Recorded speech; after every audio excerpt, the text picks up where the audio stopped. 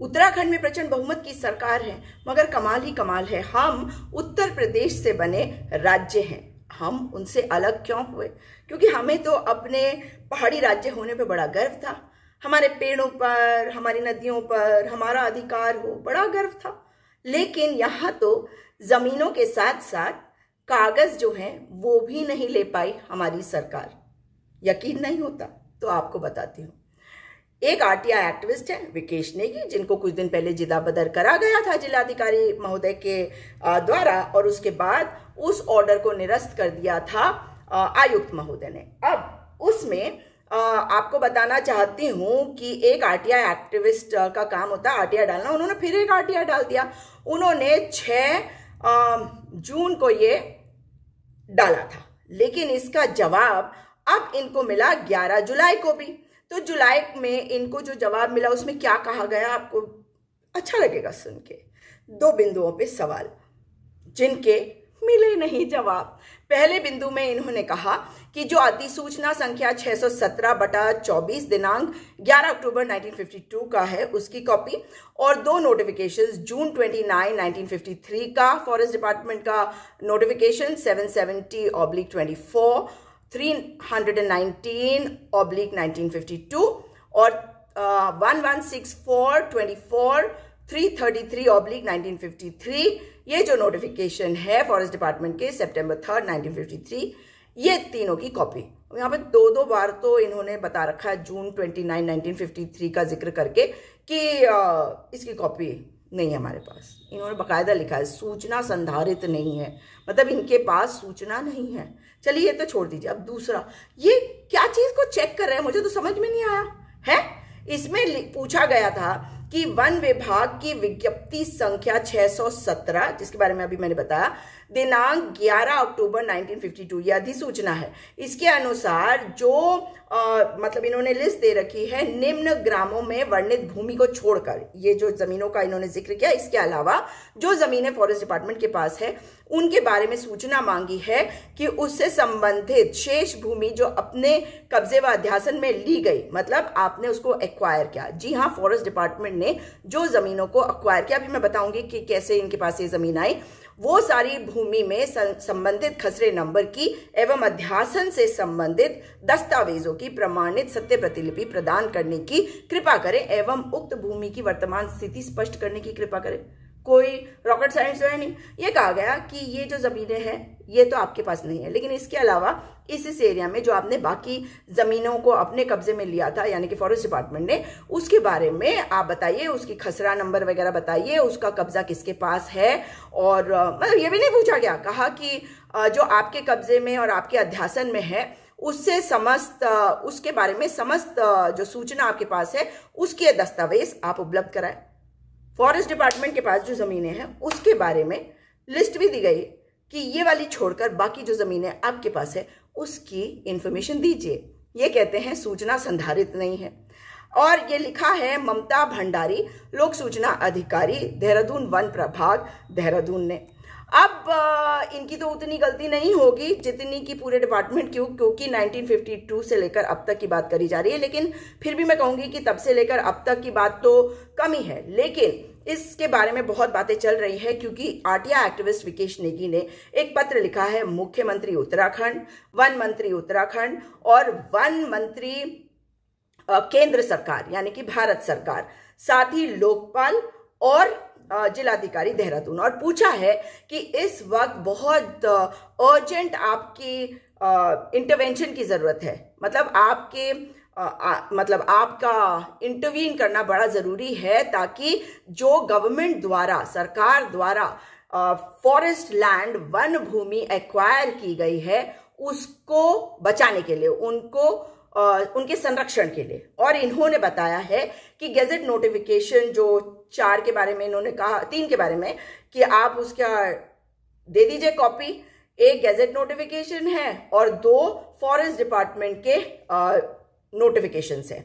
तो gadget notification 11 अक्टूबर 1952 की, notification जो 2 फॉरेस्ट डिपार्टमेंट की है, एक जून 29 1953 और सितंबर 3 1953 की, और कहा कि इसके हिसाब से फॉरेस्ट लैंड्स जो देहरादून से, सिर्फ हम देहरादून की बात कर रहे हैं आज, वो अक्वायर कर ली गई सरकार के द्वारा। और इसके बावजूद ऐसा लग रहा है कि इन जमीनों पर जिनकी लिस्ट इस गैजेट नोटिफिकेशन में दे रखी है, वो जमीनें एनक्रोच कर ली गई हैं, उनके ऊपर कब्जा कर लिया गया है। वन भूमि नहीं, मैं नदियों की भूमि की बात नहीं कर रही हूं, मैं वन भूमि की बात कर रही हूं। बड़े बड़े मकान भी तो बने हो सकते हैं ना वहां पे, समझिए आप बात को। तो उसमें कहा गया है कि कुछ जो जमीन कब्जा करते हैं, उन्होंने इसको अवैधानिक तरीके से फ्रॉड करके बेची और रजिस्ट्री तक करा ली है। और ये वन भूमि है। वन भूमि का हस्तांतरण कैसे हुआ, वन भूमि की रजिस्ट्री कैसे हुई? इन्होंने बताया कि क्यारकुली, भट्टा, छलांग, अंबारी, डांडा जंगल, रुद्रपुर और भी जगहें हैं जो उत्तर प्रदेश के जो गैजेट है अक्टूबर 11 1952 का, उसके शेड्यूल 2 में इस लिस्ट को दिया हुआ है। और ये जमीन जो है ये फॉरेस्ट लैंड है, जो मतलब इसमें और डिटेल आपको आगे बताती हूँ। ये सरकारी जमीन जो गांव समाज के कंट्रोल में रहती है, उसको कोई बेच नहीं सकता। और गांव समाज के पास ये कैसे गई, मैं उस पर भी आऊंगी, लेकिन केवल चुगान करने के लिए उनको दिया गया। और इनको कोई प्राइवेट इंडिविजुअल ना तो खरीद सकता है, ना बेच सकता है, ना रजिस्ट्री करा सकता है। उत्तर प्रदेश के zamindari abolition and land reforms act 1950 के तहत। लेकिन अब देखिए कि जो वन भूमि है उसके बारे में ये लिखते हैं कि Uttar Pradesh zamindari abolition and land reforms act का एक और नोटिफिकेशन है 8 अगस्त 1946 का, जिसमें यह बिल्कुल साफ कहा गया है कि 8 अगस्त 1946 ये इसको डेट ऑफ वेस्टिंग माना गया। और इसके बाद से कोई भी जमीन अगर उसको बेचा, खरीदा, रजिस्ट्री कराई जाती है, जो वन भूमि के लिस्ट में है, उसको वैलिड नहीं माना जाएगा और इसको टोटली वॉइड माना जाएगा। लेकिन फिर भी बहुत सारे ऐसे लोग हैं, आप जानते हैं देहरादून में, जिनके पास मतलब जंगल के व्यू वाली जो ज़मीन है, या जंगल के अंदर ही ज़मीन है, नदी के बगल में ज़मीन है, और बहुत सारी ज़मीनें ऐसी हैं। तो उस के बारे में इन्होंने कहा है कि ये अवैधानिक ज़मीनों का कब्जा ना केवल वन भूमि, वन संरक्षण का उल्लंघन है, मगर ये हमारे इकोलॉजिकल बैलेंस को भी बिगाड़ता है, पर्यावरण के संतुलन को बिगाड़ता है। और ये उत्तराखंड के प्रोटेक्टेड, संरक्षित फॉरेस्ट, संरक्षित वन भूमि का हिस्सा है। इसलिए ये फ्रॉड के द्वारा किए गए ट्रांजैक्शंस को इमीडिएटली आइडेंटिफाई किया जाना चाहिए और इनके खिलाफ कार्रवाई होनी चाहिए। इसमें इन्होंने और भी बताया है कि अक्टूबर 11 1952 का जो गैजेट नोटिफिकेशन है, उसमें बिल्कुल साफ बताया गया है उन के बारे में जो जहां पे कोई खेती नहीं हो रही है, अनकल्टिवेटेड जो लैंड्स है, और वो गांव सभा के पास नहीं जाएगी और वो सरकार के पास रहेगी। मतलब वो जमीन जो है वो सरकार की जमीन मानी जाएगी। वो सरकार ही होती है, वो सरकार तो वन विभाग से भी बड़ा है। तो वो जमीन जो कल्टीवेटेड नहीं है वो गांव सभा के पास नहीं जाएगी, समाज के पास नहीं जाएगी, वो सरकार के पास रहेगी। अब आपको याद कराती हूँ 80 के दशक में जब हम स्कूल में पढ़ते थे तो हमारे को ले जाया जाता था पेड़ वेड़ लगाने के लिए। कुछ उस वक्त उतना समझ में नहीं आता था, केवल ये समझ में आता था कि हम पर्यावरण की संरक्षण के लिए जा रहे हैं और इसीलिए हमें पेड़ लगाने की जरूरत है। गाने भी गाते थे, वन मत काटो रे भैया, वन मत काटो रे। लेकिन क्या पता था कि अपनी आंख के सामने जो पेड़ लगाए हैं उनको कटते हुए भी देखेंगे। खैर, उस समय 80-90 के दशक के आसपास की ही बात बता रही हूँ। एक इको टास्क फोर्स बनाई गई थी, हाँ, इंदिरा गांधी जी के समय में, क्योंकि ये कार्य सबके लिए करना आसान नहीं था, इसलिए एक स्पेसिफिक इको टास्क फोर्स बनाई थी मसूरी के लिए। और इसमें केंद्र की सरकार पेड़ लगाने में मदद कर रही थी और जो जहां जहां पे पेड़ लगाए गए वो सरकार की भूमि बताई गई, मतलब वो सरकार की प्रॉपर्टी बन गई। और इससे साफ हो गया कि जो मसूरी के म्यूनिसिपल लिमिट्स के बाहर की जमीन है उनकी देखभाल तो वन विभाग कर रहा था, लेकिन मसूरी म्यूनिसिपल लिमिट के अंदर जो वन भूमि के उसमें आता है वो सरकार की हो गई। तो वो वन विभाग नहीं, वो सरकार की जिम्मेदारी बन गई।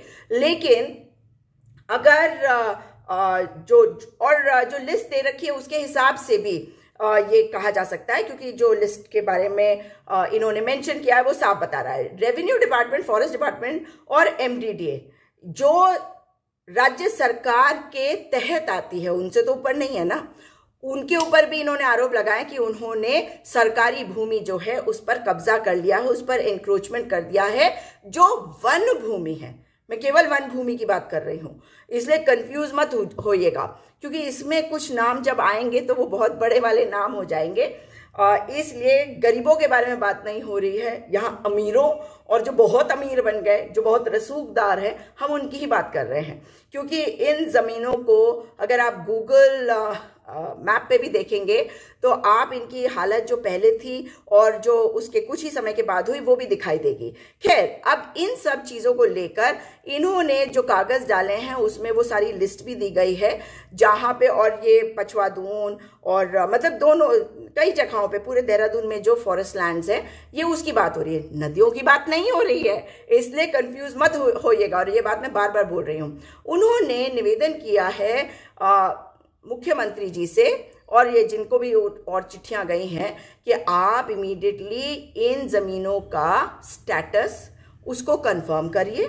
और ये ज़मीनें क्योंकि राज्य सरकार की है, इसलिए ये अनऑथराइज्ड जो एनक्रोचर्स हैं उनसे लेकर सरकार के पास वापस आए, इसके लिए देखिए कि कार्रवाई की जाए। और जो गैजेट है उसका मिसयूज़ ना हो, और जो हमारे नेचुरल रिसोर्सेज है, हमारे वन जो है वो नेचुरल रिसोर्सेज है। अगर वन भूमि में कुछ काम करना होता है तो बहुत स्ट्रिक्ट होते हैं क्लियरेंसेस देना। तभी जब चार धाम रूट बनाया जा रहा था उसको 400 टुकड़ों में करके करा गया। क्यों? क्योंकि एक बड़ा सा प्रोजेक्ट बनाया जाता पूरे चार धाम रूट को लेकर तो इतनी आसानी से उसके लिए जो वन विभाग है भारत सरकार का वो भी परमिशन नहीं दे पाती।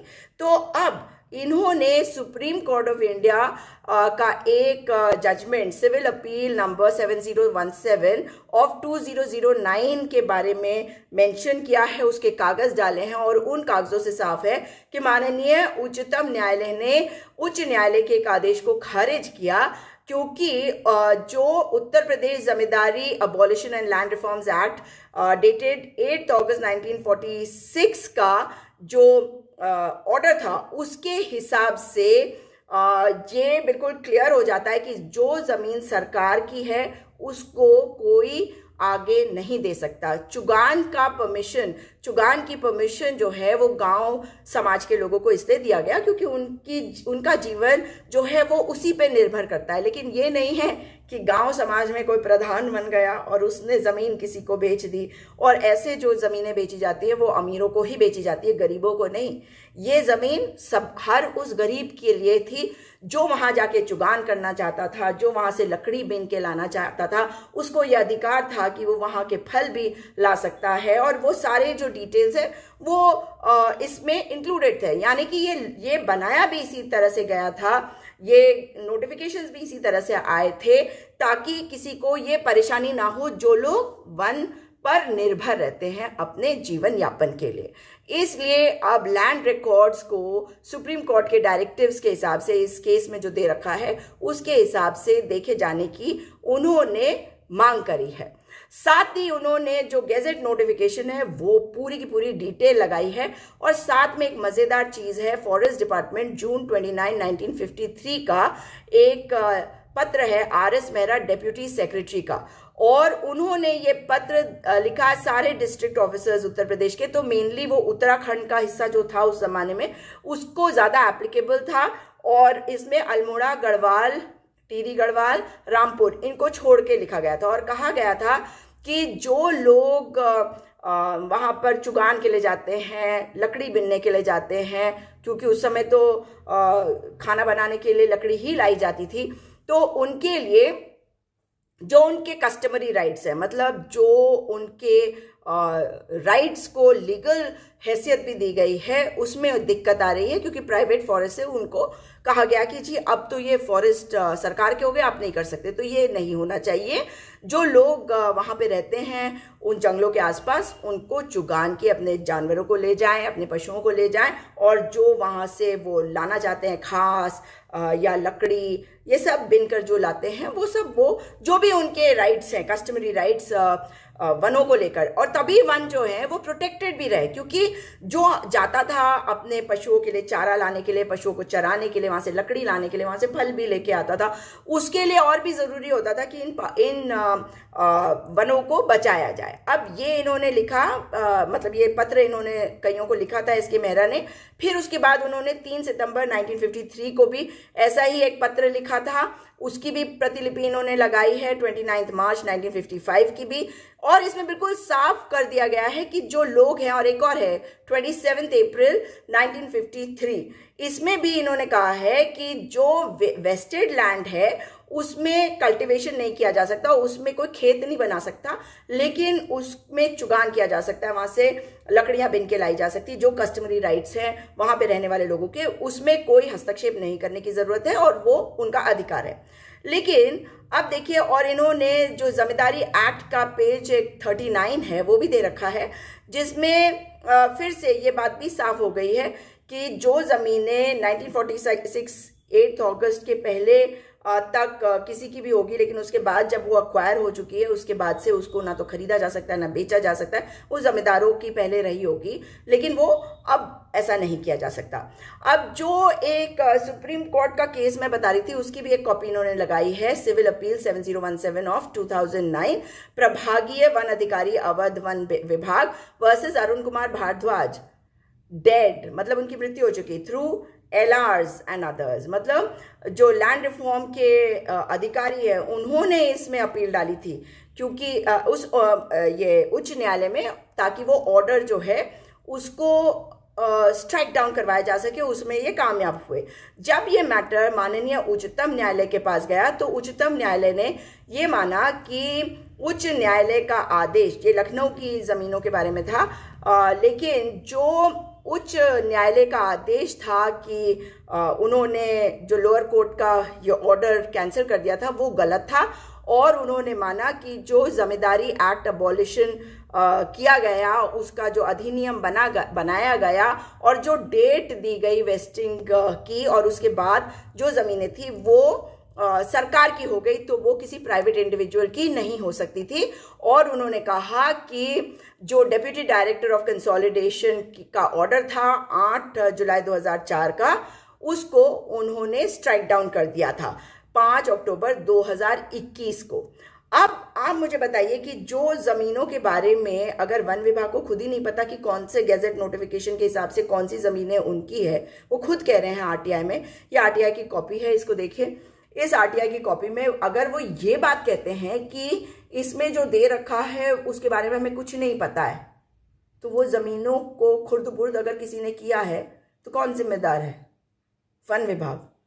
हाँ, इसमें बड़े बड़े नाम तो जरूर आएंगे, हर ओर के नाम आएंगे, लेकिन जो आज उत्तराखंड झेल रहा है ना, और ये जो गर्मी हम झेल रहे हैं, इसके लिए जिम्मेदारी तो लेनी होगी और कार्रवाई करवानी होगी। इसलिए अब देखना ये होगा कि इस पे माननीय मुख्यमंत्री जी, वन मंत्री वैसे भी बहुत इस वक्त कंट्रोवर्सीज में इन्वॉल्व रहे हैं आईएफएस राहुल वाले मैटर को लेकर, तो उम्मीद कर रही हूँ कि अब की बार कुछ समझदारी की बातें होंगी और कार्रवाई के निर्देश होंगे, और फिर हम देखते हैं कि भैया ज़मीनें बची हुई हैं, हो सकता है सारी ज़मीनें बची हुई हों, हो सकता है कुछ ज़मीनें खुर्द-बुर्द हुई हों, और आप और मैं जानते हैं हमारे जंगल गायब हो चुके हैं। तो कार्रवाई होगी तभी पता चलेगा सच्चाई क्या है। इस वीडियो को शेयर अवश्य करिएगा, क्योंकि मामला बहुत बड़ा है। अब आरटीआई एक्टिविस्ट विकेश नेगी को जिला बदर किया जाता है, गुंडा एक्ट में उनको बुक किया जाता है, उनके ऊपर कोई कार्रवाई अगर करनी होगी किसी मैटर में, तो इस वक्त पूरे जोर शोर के साथ करा जा सकता है। सरकार आखिर भाजपा की है। कहा जाता था भय और भ्रष्टाचार मुक्त सरकार आने वाली है, मगर क्या करें, भय से भ्रष्टाचार से भाजपा तक, और वैसे भी भ से भाजपा, भ से भय और भ से भ्रष्टाचार। तो भय तो ये डालना चाहते हैं, लेकिन डरो मत, जो सच्चाई है उसका साथ दो, और जहाँ पे गलत हुआ है वहाँ पे कार्रवाई की मांग करो। भ्रष्टाचारी सरकार को उखाड़ फेंकने का समय आ गया है।